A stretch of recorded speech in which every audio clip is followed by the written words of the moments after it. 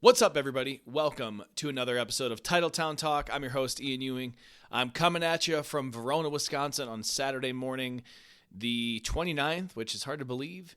It is snowing like hell outside, so if you guys hear the snowplow in the driveway, I apologize. If you hear my dogs barking at said snowplow in the driveway, I apologize also. Guys, the Green Bay Packers went into Detroit on Thanksgiving after the majority of the national media, even local media, said they would lose. They go in and win 31-24 after three gutsy fourth down conversions, including the game winner at the end by Matt LaFleur. Phenomenal game from Jordan Love. Micah Parsons stepped up and played insane as well. Guys, this Packers offense looks back, and it honestly couldn't come at a better time. We saw the defense look good in some spots against a pretty great unit, I would say, and they looked bad at other points too, and we'll talk about that in a minute, but they did what they needed to do, particularly limiting Jahmyr Gibbs to 68 yards on 20 carries. I mean, we talked about it going in. Stop Jahmyr Gibbs and win the game on defense. They sacked Jared Goff 3 times. They got 15 pressures when all was said and done. This was a statement game, their third win in a row, and this has become the most important stretch of their season. It always kind of was. And they are now 3-0 in their last 3 games. And it continues next week in Chicago, who just beat the crap out of the Eagles on the ground, which is painful for me to say. They beat them yesterday on the Black Friday game. This game this weekend is going to be very tough. We will get into all of that and more on this episode. Let's start out, though, with our players of the game from the Thanksgiving showdown with the Lions. Can't start with anybody but the quarterback, Jordan Love. This was the most impressive clutch Jordan Love game that I've seen probably since 2023. Probably since that Chiefs game. Or, I mean, you could pick several. The Cowboys game, the playoff game in 2023. This just felt like the best game that we've seen since 2023. I know he had some really good games this year. The Giants game was great. The Steelers second half. He played really well against the Commanders and the Lions early this season, right? He's had a ton of good games this year, but this is the best one yet. Every time the Lions answered the Packers on a scoring drive, Jordan answered on his own. And one of the few times that they actually punted in this game, it was on a play that they should have called a PI on to Christian Watson. You guys would think this would silence all the Jordan Love haters, but I see them still in droves in the comments on Twitter talking about his completion percentage. And by the way, you expect this from, ignorant Bears fans or Vikings fans, but to see Packers fans still hating on Jordan Love at this point is just wild to me. There's 2 types of people that don't like Jordan Love. One, they're trying to confirm their priors because God forbid that somebody be wrong about a player. Why can't you ever just admit you were wrong? GMs are wrong every day of the week, right? Or the other type of person that doesn't like Jordan Love, they just don't know anything about football. So if you got your uncle at Thanksgiving saying Jordan Love's not very good, quickly dismiss him. I don't know if that happened to any of you guys. It certainly didn't happen in my house, but insane game from Jordan Love here. The first touchdown to Wicks, 4th down, probably not the throw I would have made, but he put an absolute dime on Dontayvion Wicks. Dontayvion Wicks made an insane catch. We'll talk about Wicks in a minute. It was a complete sicko throw, and just to have the balls to even throw that ball in general was just wild to me. The deep ball to Watson, the arc that he put on that ball, 60 yards in the air, he kind of let Watson run underneath it. It wasn't just like a line drive shot. If he had, he wouldn't have been able to get it past the corner. He basically outthrew the coverage on that one. The seam shot to Wicks in the second quarter, my God, what a throw that was. The 3rd down crosser to Wicks that he hit over Amik Robertson's head. He did trip a little bit, but he put some sauce on that throw. There was a scramble throw to Musgrave where he made the diving catch. Just a crazy throw there. And then the best one, the final throw of the game from Jordan, the 4th down conversion where the Lions finally got to him. Jordan Love is backing up. He gets hit by Anthony Belton, throws it perfectly to Dontayvion Wicks, and they convert the 4th down, and they win the game on that play. Just an incredible game from Jordan. There were several points where you could just tell he wasn't going to let them lose this game, honestly. It kind of felt like the reverse of last year's Lions game at Ford Field. If you guys remember that game, the Packers were down, I think, 17-7 early. They ended up coming back. I think they took the lead at one point in the 4th quarter, which the Lions never did. But it just felt like even in that game, it was inevitable the Lions were going to win that one. it kind of felt the reverse today. Jared Goff was the one that was behind, having to catch up. Jordan was the one dictating. And in the end, Jordan Love came out on top. Player number 2 to talk about, Dontayvion Wicks. What a game from Dontayvion Wicks. You guys know I'm as high on Wicks as anybody. In my bold predictions episode before the season, I said I think he's going to be the number 1 receiver we've all waited for. That was the best performance of the year by any receiver on this team. He was open almost the entire game. Like, you guys, if you go watch the All-22, he got open almost every single time he ran a route. And he was the guy that Jordan looked for when he needed to play. Obviously this season he's been hurt quite a bit. He had a knee injury that kept him out a bit. He looked really good in week 1, and he kind of got hurt after that. He looks more than healthy at this point. And if we can get this version of Wicks with Watson and Reed and Golden, right, and just Dobbs too, right? Dobbs had a solid game too. This offense really can be unstoppable. And then you look at next season, right? You look at Tucker Kraft coming back, Golden being in his second year, Dobbs will be gone, which that's changed a lot from earlier in the season. This wide receiver room is so damn good, guys. This is going to look like the 2011 group at some point, whether it's this year or next year. That's the kind of ceiling they have. Back to Wicks for a second, right? He led the team in targets last year, which a lot of people didn't know. I didn't even know that. He just couldn't catch the damn ball. And you guys know Matt trusts him. If he targeted him that much, they called that many plays for him. And this season, he's just been hurt. Now that he's fully healthy, I hope we see this version of him going forward. And really coming into last season, right? I thought he was going to break out last year. If you look at the end of 2023, right? Wicks ended his rookie season with 500 yards receiving. And he had a couple of really, really impressive games. The Chargers game comes to mind in 2023. The Cowboys game, he had that insane touchdown, beating a 0 blitz. If he caught all of his targets last year, he would have been the best receiver on the team, right? But again, just a massive step forward for Wicks. I'm super happy for him. You could see at the end of the game too, guys, like if you watch the Game Balls video that the Packers put out, I mean, the whole team was just elated for him. And it goes to show you again, like, he has that potential's been there this whole time. And really, again, the Lions played a ton of man coverage. And last season, the Packers could not beat man coverage. It was really, really challenging for them. And if you remember in the off-season podcast, I told you guys, like, they need a receiver who can beat man. And lo and behold, the Lions play a ton of man yesterday. The guy who kept getting open is the guy who runs the best routes. That first touchdown, back to it for a second, an insane catch. Insane concentration, right, for him to get his feet down, and it was a catch, for the love of God. If you guys don't see that as a catch, you're either the biggest biased fan on the internet, or you don't understand what the catch is. There was no bobble there. The ball never moved. Just because you don't tuck it into your chest does not mean you don't have control of it. And that's what these Lions fans keep saying is, he didn't have control of it. Well, no, he did. Then by that logic, every receiver should catch the ball against their shoulder pads. Like, come on. It's just a ludicrous, idiotic. You really can't. You can tell who's a homer and who isn't by that catch. Your feeling on that catch.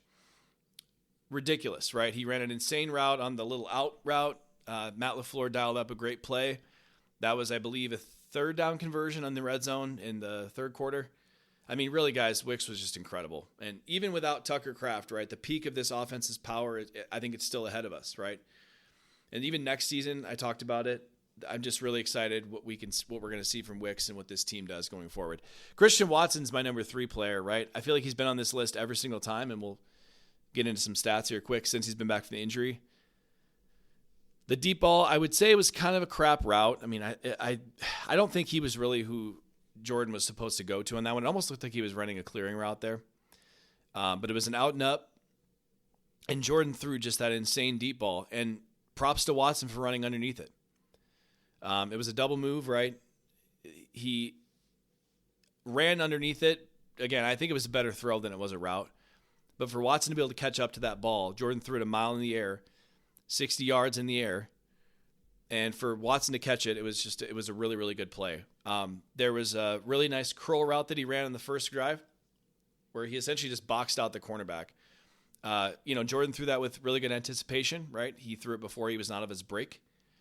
But for Watson to be able to box out the cornerback there, massive, right? There was a third down crosser that Jordan missed. I thought that, Watson might have been able to score there if it was thrown well. There was just a lot of really good from Watson. He did have a few drops that I would call them drops. Balls that he should have caught is probably a better way to put it. The first deep ball, Jordan got hit pretty hard, but he underthrew it, right?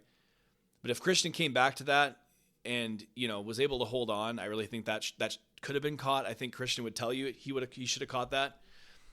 There were just a couple other plays that were a little sloppy from Watson, but like, for example, there was a throw. Jordan got pressured out to the right. He basically scrambles to the right, throws it to Christian on the sideline. Christian should have come down with that one, to be honest. It was just narrowly in front of his hands. Again, Watson, really, really impressive game. Let's talk about just what he's done since he's been back from injury. I want to go through some numbers with you guys real quick. Since coming back from injury, he has 2.24 yards per route run, which if you can even get over 1.6, that's a really good yards per route run stat. 10 contested catches. Again, he missed the one that we just talked about, right? It's the biggest area of improvement for Watson. For someone to be essentially 6'4", 220 pounds, long wingspan, and by the way, really, really good hands, it's always been a bit of a wonder to me why he hasn't been better at contested catches. This season, he's been pretty damn good. 10 third down conversions. That's really, really good. He's averaging 17.3 yards per catch. He has 6 catches of 20-plus yards and 2 of 50-plus. And the best part, though, 86.4 receiving grade from PFF, which is 8th in the NFL since he's gotten back. So, again, Watson, him coming back this season and being essentially their number one. Now, maybe Wicks becomes a number one after this. But for him to be that good and for him to be, again, getting open to I want to go watch the All-22 on the last drive, right? That little out route that he runs to convert the third down. Now, he shouldn't have ran out of bounds. I actually think if he didn't run out of bounds there, the Packers would have won that earlier and easier. It's a pretty bad error. But for him to shake loose on that one, he just has a lot more snap in his routes this year. I know I've said this on other episodes. He just looks like a much more complete receiver this season, and I love what I'm seeing from him. I do think there's a world where he's back next season, but maybe they extend him for long-term after next season. We'll see. Josh Jacobs, I want to shout him out really quick to finish up the offense, players of the game on offense. Came back from the knee injury. He had a couple really explosive runs in this one. He averaged almost 5 a carry. He hit like 87 yards, I believe. He did leave the game for a few minutes. I think he might have tweaked his knee again, but he came back in, and then I think he snapped off like an 18-yard run or something like that after that. I will say the run blocking seemed better in this one again, and on a few occasions there was a lot of room for Josh to run. Now, at the same time, he did get hit on a few behind the line of scrimmage. He was able to make those into something, but it's no coincidence that we have Emmanuel Wilson running really well last week, and now Josh Jacobs running well this week, right? The offensive line is just playing a lot better. And the Lions' run defense, guys, is pretty damn good. I'll just leave it at that. So, pretty impressive game from Josh Jacobs. Then we got to talk about Micah Parsons, flipping it over to the defense. Micah was incredible, again, in this one. It feels like every game he could be in my players of the game. He's probably been in my players of the game every game except maybe Carolina. He was unbelievable in this game. We are watching a generational player single-handedly win games on defense. He had 2.5 sacks in this game. The crazy part is, though, they just continue to come at the most opportune and clutch times, right? On the 2 drives in the fourth quarter, he has the first drive. He has a run stop for no gain on first down. And then he stops another run for no gain on 3rd and 3. So again, the Micah can't play run defense thing is absurd, right? The second drive, he has a sack for -8 yards and a sack on 3rd and goal for -9. And that sack on the 3rd and goal drive, guys, that held the Lions to a field goal there. And if they score a touchdown on that drive, there's no way LaFleur goes for it on that last drive. Because then the Lions only need a field goal to tie it. A touchdown wins it, right? And in that scenario that we were in, LaFleur went for it on 4th down to ice the game. The Lions would have had the ball back, I believe, at the 45, at the Lions 45. So it still would have been really tough for them to score a touchdown there, but they would have only needed 15 yards for a field goal attempt. So that sack right there single-handedly changed this game. He had 7 pressures from PFF.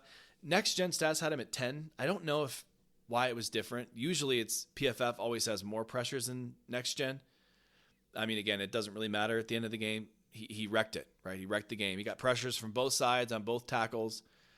He got pressure on the guards again. He had a couple really good run stops. There was one particular run play that Gibbs got outside of him, and he didn't hold his edge very well. But for the most part, again, we're seeing something very rare every week with Micah Parsons. And the crazy thing is, and he said this, I believe this too, he can get better than he is. He's going to be a Packer for probably the next 8 years, and we're going to see him set records in that 8 seasons. Last one, I want to just give a quick game ball to Matt LaFleur. You guys know I'm I don't want to say I'm a Matt LaFleur defender, because I'm not. I'm a big fan of LaFleur. This last 2 games, I'll just leave it at this. Especially in that 2-game stretch from Carolina to Philadelphia, I've been pretty frustrated with him. And I do think there's an argument to make that he could have put some of those games away earlier in the season than they did. The Cleveland game, I think, he single-handedly lost that game for them. You know, not only just Jordan making a bad play there, but if they punt that ball and they just run it on 3rd down, they punt that ball in Cleveland, there's no way Joe Flacco's going down and winning that game. So again, it's like there have been plenty of games this year where he's really frustrated me. From a play design standpoint, it's been bad just in those 2 games. But you also have to call out how great this game was. First of all, just having the stones to go for it on 4th down and all 3 occasions, really. I mean, the balls on this dude. Like, I wouldn't have gone for it on 4th down in the final drive. I think you punt the ball there. The Lions would have had about a minute to go, potentially 90 yards. They weren't going to do that. But again, they were moving the ball fairly well. I like LaFleur's idea to never give it back to him. For play calling, I felt like he was a step ahead of Kelvin Shepard the whole game. They varied their running attack a lot. They did outside stuff. They didn't do a lot of shotgun handoffs, which is good. They did a lot of under center handoffs. It looked like Jordan was handing off normally, by the way, which was good. They did some more toss plays. They did a lot of stuff that they had not been doing this whole season. I thought that was really, really nice to see. And most importantly, they just used a lot more play action. I don't have the stats in front of me, but it felt like every time Jordan used play action in this game, he completed the pass, right? So I just was really impressed with that. And then again, you have to credit him for the plan to take Aiden Hutchinson completely out of the game. Ultimately, I think he was taken out of the game because Zach Tom is so damn good. But you also have to tip your hat to cap to Matt LaFleur and the fact that they didn't let him beat him. And then the red zone, right? We have seen a lot of frustrating drives end in the red zone where I feel like he runs the ball too much. In this game, they designed that beautiful touchdown to Dobbs on 4th down. They have another one very similar to Wicks later in the game. Those are both stacked formations, and they use those a lot when Devonte Adams was here, by the way. And the reason they use those is because he trusts their guys to run the right route and to be able to sell those routes and snap them off. Those are both basically just pick plays. And they were perfectly timed, perfectly called, and they get 2 touchdowns from that, right? Most impressively, though, you can tell in that first drive, right? This is what impressed me most. They got a ton of man coverage. And I think LaFleur was expecting the Lions to play like every other team that's played, the 2-high shell, where they just kind of, want you to dink and dunk the ball the whole game. The Lions were really aggressive, and they played man coverage the whole first quarter. And I think that was a surprise for LaFleur at first. The difference in this game was he had answers for it. After that first drive, and all game long after that, really, LaFleur was ahead of Kelvin Shepard. And again, this is why you have to let things play out before you say, fire LaFleur. Just fired. The coach sucks. Matt LaFleur should be fired. I heard it. People were saying it at the game, too, with their whole chest when I was at the Vikings game. You can criticize the coach without saying he should be fired. And believe me, there will be a time where he will deserve the fire Matt LaFleur thing. You just don't see coaches coach for 12 to 15 years like, Belichick and Tomlin have done, right? Some point that time is going to come for Matt, but we have to let the season play out. We see those horrible games with the Panthers and the Eagles, and you got to call it out. Horrible game. But then he comes in, and I thought he played the perfect game plan against Minnesota last week. And in this game, he completely outclassed the Lions. So again, let's see how it plays out before we start calling for people's jobs. Again, some random Bill from Oshkosh, him yelling fire LaFleur isn't going to do anything anyway. So why are we being dramatic, right?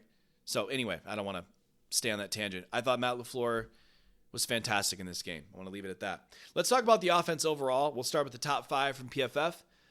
The number 1 graded player was Dontayvion Wicks. Surprise, surprise, surprise. 91.7 grade. Jordan Love was slightly behind him with 91.2. They gave Jordan Love credit for 4 big-time throws. He averaged 7.8 yards per attempt, which is phenomenal. And again, when you protect Jordan, he makes you pay. Jordan, when he was kept clean, was 14 of 18 for 203 yards. He averaged 11.2 yards per attempt and 4 touchdowns. Insane. And again, no turnover-worthy plays in this one. So if you guys aren't familiar, turnover-worthy plays are balls that should have been intercepted. So again, not every defensive back catches the ball, but dropped interception should not benefit the quarterback. That's why I love the turnover-worthy play statistic. There are only 3 quarterbacks in the league with a turnover-worthy play rate under 3% and a big-time throw rate over 5. Those 3 quarterbacks are Matt Stafford, who's the MVP, Drake May, who's the MVP runner-up, and Jordan Love. So again, the Jordan Love haters, they're all morons, straight up. And if anybody of them listen to this podcast, I don't mean you're a moron in general. I just mean you don't know what you're looking at for football. And respectfully, hopefully maybe my podcast or whoever else's will change your mind. If not, I don't know what to tell you. Number 3 overall player, Christian Watson, 79.2. PFF loved him again, and rightfully so. Zach Tom, though, I really should have given him a game ball. He had a 74.1 grade in this one, 81.2 pass blocking grade. He was the one who Hutchinson was across from the majority of the game. I mean, again, he's finally getting healthy, and it's no surprise that the offensive line's playing better. When you have a guy who you can just set it and forget it on the right side against I would say a top 7 pass rusher in the league, if not higher. I mean, Aiden Hutchinson didn't do anything in this game. Didn't do a damn thing. Massive tip of the cap to Zach Tom. Josh Jacobs was number 5, 71.2. A couple honorable mentions in this one. Sean Ryan played a really good game. He scored a 70 overall grade, and he had a 70 in both run and pass blocking. So last week, he got dusted in pass blocking. Now, there was a couple plays in this one where he missed a stunt that was pretty bad.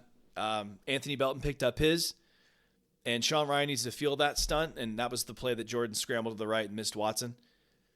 So again, it's not a perfect game from Sean Ryan, but in his second game as a center, I thought it was really good. And Aleem McNeil and DJ Reader, they're really good players on the interior. So you have to tip your cap to Sean Ryan. Rasheed Walker was a 71.2 pass blocking grade. Struggled a bit more in run blocking, but again, pass blocking was good. Aaron Banks, 71.2 pass blocking grade. Also struggled in the run blocking department. But again, 4 of their 5 offensive linemen had a 70-plus pass blocking grade. You're going to win a lot of games with that. And this is the second week in a row this has happened, by the way, where a couple of them were over 70. PFF did not like Anthony Belton in this game. I don't know what I'm looking at completely. Now, Anthony Belton did give up the pressure on 4th down. The final pressure. The reason Jordan had to drift backwards is because Aleem McNeil dusted him on that play. He did give up 6 pressures, but he looked pretty good in run blocking in this one. He got to the second level a couple of times. So, again, this is the starting 5. They should not change it the rest of the season. No more rotations. Unless we start to see Rasheed Walker really struggle and they want to put Morgan in at left tackle. Leave it at that. Let's go through the offensive drive summary really quick for the Packers. I have them pulled up here on my thing. The first drive, they got a field goal. The second drive, the Packers punted. On that drive was the one where they should have had the deep ball to Watson. But after that punt, they went touchdown, touchdown, touchdown, touchdown. 4 straight touchdown drives. Then they punt. That punt, though, was the one where Christian Watson's arm was held, and it should have been a PI. By far the worst call of the game. It wasn't as bad as the timeout call. By the way, the Packers got away with that one. Any of your Packers friends that are saying that was fine. Now, granted, I'll say this. It's very possible LaFleur was yelling timeout, and they granted it to him there. I doubt it, but I digress. So, again, 4 straight touchdown drives if you don't count the kneel down at halftime. That punt in the fourth quarter should have been a conversion and might have been a touchdown again to put the game away. And then their final drive, they went 9 plays for 32 yards. That was the one where Wicks caught the 4th down, and they called game. So outstanding effort from the Packers offense in this one. Let me see if I can find the Detroit drives really quick. So the Packers defense went punt, punt. So in the first 2 drives of the game, in the first quarter, the Lions went 3 plays, 2 yards, punt. 5 plays, 3 yards, punt. And then they went a little bit of a heater. The defense started to give up some plays. Touchdown, turnover on downs, which was the run stuff by Enigbari. By the way, that stop on 4th down was insane from the Packers defense. They score a touchdown after that. Then Jared Goff throws the perfect pass to our boy Jameson Williams. He drops it, and then they give up a field goal. So defensively, they started out really strong, slowed up a lot later. As far as the team stats overall, this was very even across the board. I'm not going to read them all. Passing yards, total yards, and rushing yards, the Packers and the Lions were within 1 to 2 to 5 yards of each other. I mean, 6 yards per play for the Packers, 6 yards per play for the Lions. 18 first downs for the Packers, 20 for the Lions. 3rd down, though, the Lions were really good in this one. The Packers were 50%, which is still good. The big difference in the game, though, the Packers went 3 for 3 on 4th down. The Lions went 0 for 2. The Packers didn't allow a sack. The Lions allowed 3. Penalties, 5 for 22 on the Lions, 3 for 20 on the Packers. So very even there too. And in the red zone, the Packers were 2 out of 2. The Lions are 2 out of 3. So red zone and 4th down particularly changed the game for the Packers. Massive. Offensively, again, goal number 1, don't let Aiden Hutchinson beat you. And again, he was a ghost in this game. He didn't have a sack. He had 3 pressures. Didn't hit the quarterback at all. They had a plan for him again. They executed it perfectly. Jordan really didn't have any plays where he was... I mean, he was pressured quite a bit, but it was very rarely when Detroit rushed 4. It was mostly on blitzes. Jordan had plenty of time to throw. He had answers for everything in this one. Again, Josh Jacobs, he went 17 for 83 with a long of 29. There were a couple really nice runs in this one, and it felt like, again, big improvement. I won't go on another rant there. Romeo had a good game, a couple really nice hands catches, then the touchdown. I feel like we talked about everybody else, though, already at length. Last thing I want to say about the offense, the Lions, they did not have Kirby Joseph. That's a big loss for them. But we talked about it pregame. This Lions defense is still really good. It's number 7 in DVOA. For the Packers to do this against the Lions, a really good defense, you got to be massively impressed here. Like I said earlier, we saw shades of 2023 in this game. And that's what we kind of hoped to see last season that we never did. If you guys want to go back to my first ever Titletown Talk podcast, I talked about it. Last season, we expected this big jump from the offense. It just never really came.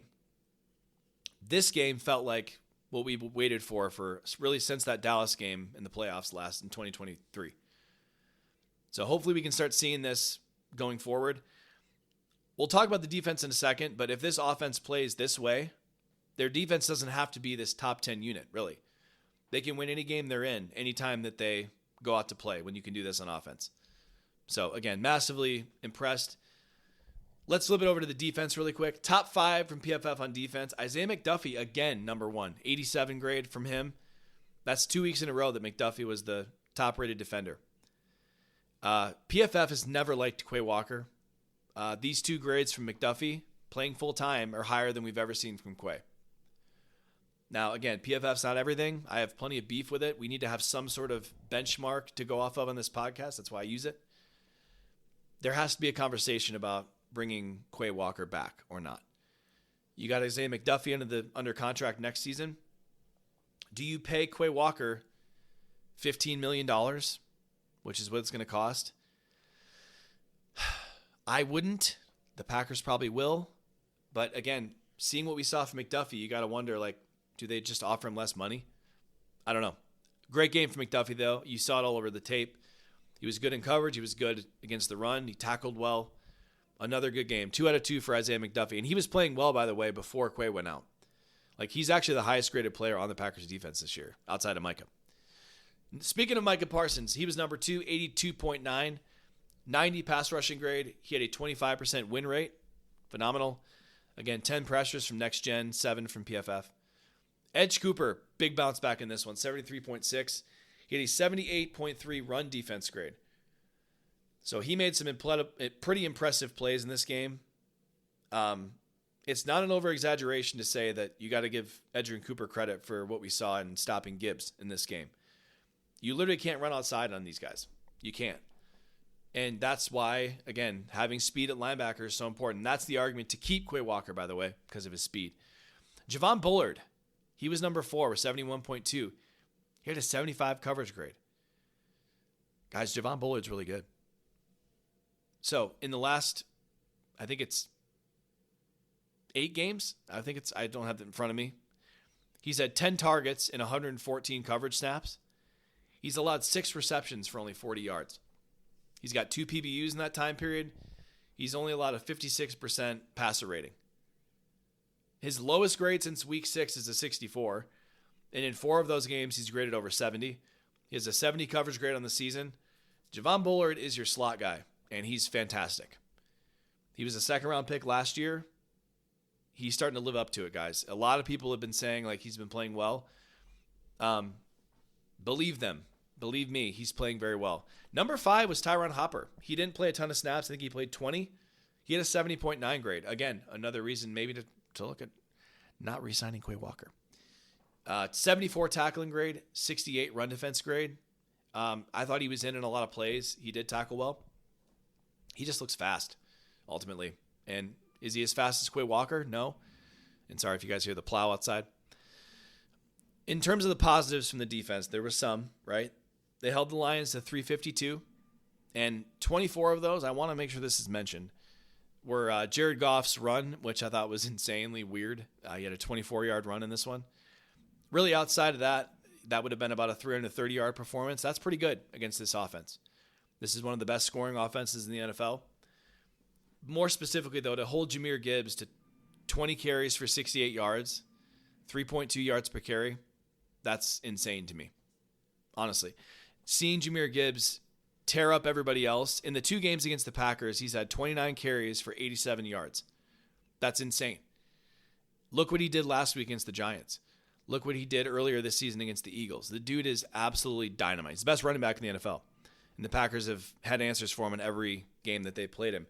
In terms of receiving, he's got 13 catches for only 49 yards. I'm telling you guys, the reason why people can't run on this defense is because of the linebacker's speed.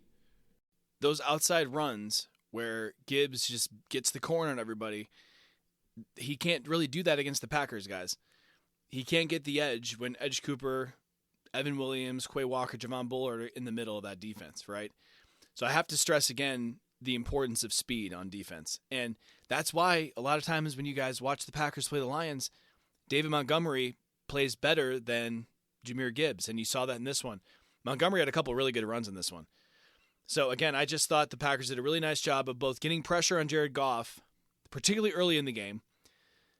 And it wasn't just Micah, by the way. I thought Kingsley Enagbare had a couple of really good reps against Sewell in this one. Gary played okay. They only gave him credit for 1 pressure in this one. There were a couple where I thought he pushed Taylor Decker back into Jared Goff a bit. That didn't count as a pressure, but I would call it like it affected the pocket a little bit. Jeff Hafley, he had a couple of really creative blitzes in this one. I love the one in the first drive that forced 3 and out where they blitzed McKinney and McDuffie. McKinney hit him, decked him, by the way, and forced Jared Goff into an incompletion. They got 15 pressures overall. 7 of those came from Micah, and I won't glaze him anymore, but we'll talk about it more in a second, but losing Devonte Wyatt for the season is scary. I thought he played well in this game too. Other people are going to have to step up, and we'll talk about it a little bit at the end.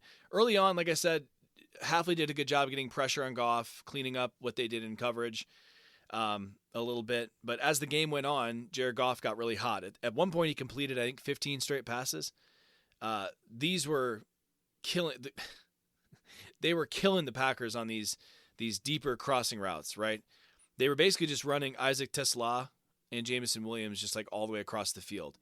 And they were basically making the corners catch him, and they couldn't, right? And Jameson Williams is a 4-3 guy. Tesla, I think, was also a 4-3 guy. You guys know I liked him in the draft. Valentine and Nixon were getting gassed in this one, right? They just could not keep up with Jameson Williams in particular. Now, I think a lot of this was busted coverages. I think they tried a little too hard to get cute and disguise coverages, which I thought was interesting interesting approach. I just wish it was just athlete on athlete, right? When they lost Amon-Ra St. Brown, the Lions, they really just had one guy left in the passing game to cover, and it was Jameson Williams, and they just kept dicing up the Packers on those crossing routes. Now, they didn't get beat deep at any point in this game, but those crossing routes and some of JMO's yak, that burned them pretty bad. And there were a couple of key moments on defense where the Packers, made the play, but they didn't finish it, right? And we'll talk about those in a second, but I think there were a couple plays that could have changed the game where it made it look a little bit, the score, worse than it was, right? The first one was the illegal contact on Keyshawn Nixon. That was a ridiculous call, in my opinion. Super soft call. Kingsley Enagbare, he beats Penei Sewell cold, sacks Jared Goff, and by the way, awesome. They're going to need him to step up, and I loved what he's been playing really well lately. He's also part of the reason they stopped that fourth down earlier, too. So he beats Sewell, he gets the sack. That gets the Packers off the field with a chance to go up 17 points, possibly more.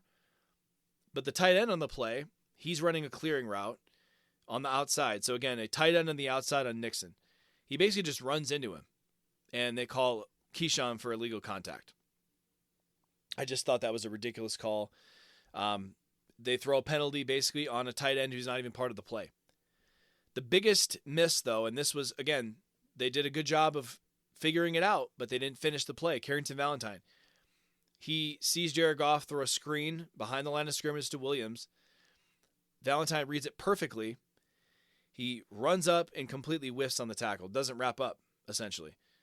If he tackles them there, or Jameson Williams there, it's 4th and 7 for the Lions. Maybe they go for it. But that's 7 points. He scores on that play. JMO does. If they make that play, the final score might have looked differently there too. So again, there were a couple plays either way where if they make them, this might have been a 17-yard performance for the defense or even a 20. I don't know. Like it didn't feel quite as bad as it did watching it back as it did in real time. Anyway, I thought it was a winning performance on defense for the Packers. Final thoughts in this one. It was a really, really impressive win for the Packers, right? I would call this a statement win for them. This is a win that I think could kickstart a late season run, quite frankly. And it's a reminder to the league that, this team is really, really good when they're not beating themselves, right? Let's touch really quick on the Devonte Wyatt injury. I don't want to miss this, right? That's a big loss for the Packers, both in run defense and from a pass rushing standpoint.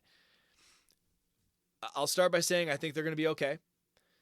They did a really good job when he was out after he hurt his knee in the Cowboys game. But we've had a big issue, and I've brought it up in multiple episodes, of other guys stepping up next to Micah Parsons, right? And you don't want to lose one of the guys who's been pretty good this season, right? Now, LVN, he's coming back soon, I would think. He's been pretty good when he's played inside. I do think they're going to play him inside a lot more. He's been good against the run in there and as a pass rusher, by the way. So I do think that he's going to play a bit of 3 technique, and that could offer some pass rush juice there. Warren Brinson, I thought he's played really well since Brooks has been out, especially as a pass rusher. He did struggle in this one. And he's been okay against the run. He's kind of like the same as Carl Brooks, honestly. He's really good, a good pass rusher, right? Not really good. I would say good, but not so great against the run. So Hafley's going to have a plan on defense, and other guys are going to have to step up. Nazir Stackhouse is one of them, right? Him coming in on early downs and being a run stuffer. Now, he's played better the last couple weeks since he's been out there, but Brinson and Stackhouse, they're rookies, right? They have to have real impact this season. Most importantly, though, Rashawn Gary needs to play better. I do not know what it is, guys.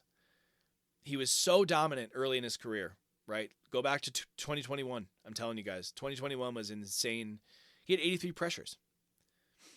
That's what Aiden Hutchinson is going to have this year by the end of the year, right?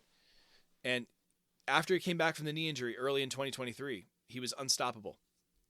Like literally unstoppable. Now he cooled off later in that season. I still feel like it's in there somewhere. But we need to see it, right? Devonte Wyatt getting hurt hurts them in the run game and the pass game. Now, again, if the offense plays the way it did today or on Thursday, doesn't much matter. You can give up 20 points a game on defense and the Packers can score 28. Now, is that sustainable? We'll see. As far as, acquisitions out there, I got one of my cousins texted me about bringing in Christian Wilkins. He's out there still. There's got to be a reason he hasn't been signed. It's either off-field stuff. I know he I'm not sure why this would make him unsignable, but I guess he kissed one of his teammates' heads. So, I mean, it's weird, but people spank each other in the locker room. I think how is that any less appropriate? You know what I mean? Whatever. I digress. There's an injury that he was supposed to get surgery for, that teams wanted him to get surgery for, that he didn't. And I think that's the main reason that he's hurt. But, you have to explore every option. Maybe he's healthy. I don't know. Maybe he gets healthy later.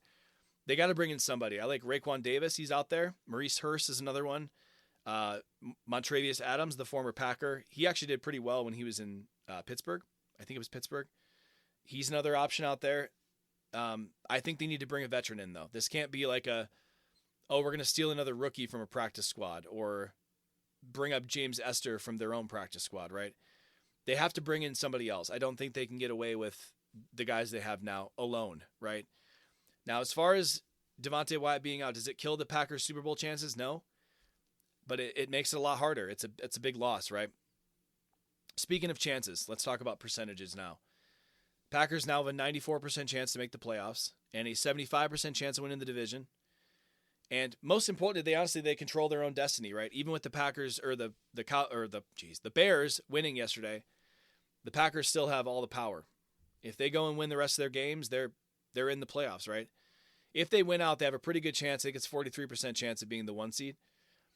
I don't think that's going to happen. I think they have a better chance of being a 2 or 3. The Seahawks or the Rams, one of those two is going to win 14, 15 games, I think. Here's the best way to look at it. If they get any 3 wins, if they win 3 more games, doesn't matter which one, they have a 99% chance to make the playoffs. So you could look at it this way if you wanted to, right? You split versus Chicago, so you win one of those games. You win either the Ravens or Broncos, and then you beat the Vikings. Fairly easy path. You get in the playoffs that way. Any 4 wins gives you a 99% chance to win the North. The only way it gets a little bit smaller is if their one loss is against Chicago. You hope that doesn't happen, but it's still a 98% chance, of course. So again, you guys see it. I think that they have all of it right out in front of them. The way they've played the last 3 weeks, they can beat any of these teams. I think the Ravens are a lot more vulnerable. I mean, what the Bengals did to them on Thursday night, wow. I mean, I did not expect that. I have Zay Flowers on my fantasy team. He got 0.6 points, by the way. So of those games, I think the toughest one's that Broncos game. A lot of people think that they're the best team in the AFC. Are the Packers better than them? I don't know. Maybe.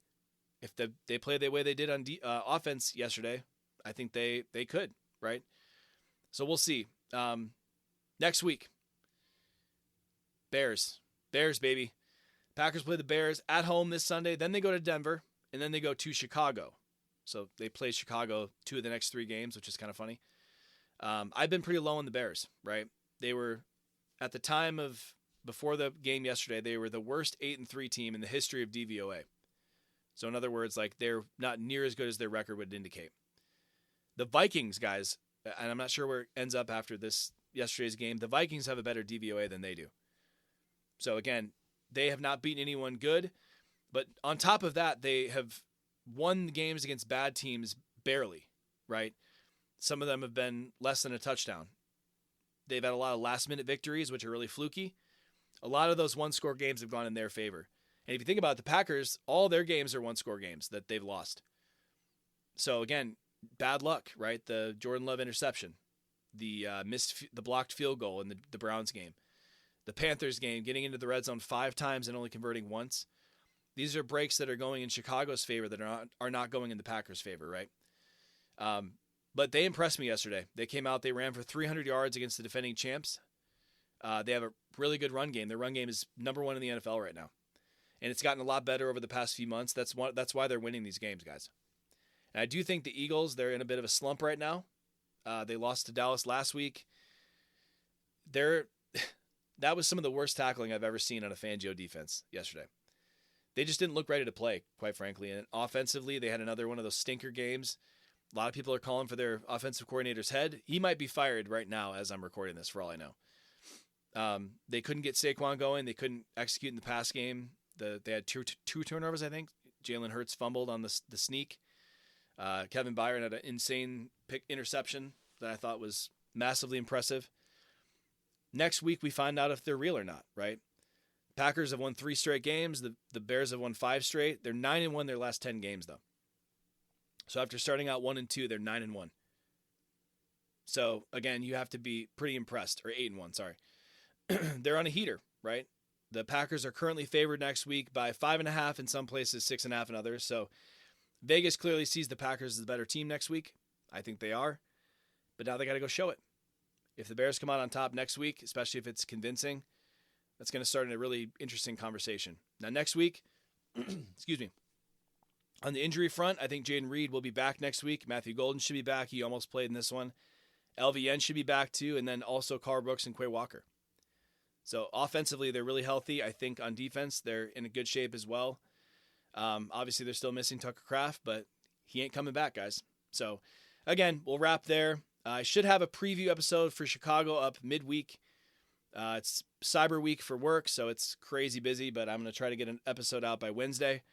Then next weekend, it's Bears-Packers in Lambeau. Whoever's going to that game, man, what a treat for you. I expect the Packers to win that game, but it should be quite interesting. So anyway, appreciate you guys listening. Sorry if the audio quality is up and down on this one. I had to switch locations because of the snowplow. So I appreciate you guys listening. Hell of a win. Can't wait for the next one. I'll see you guys next week. Go Pack, go.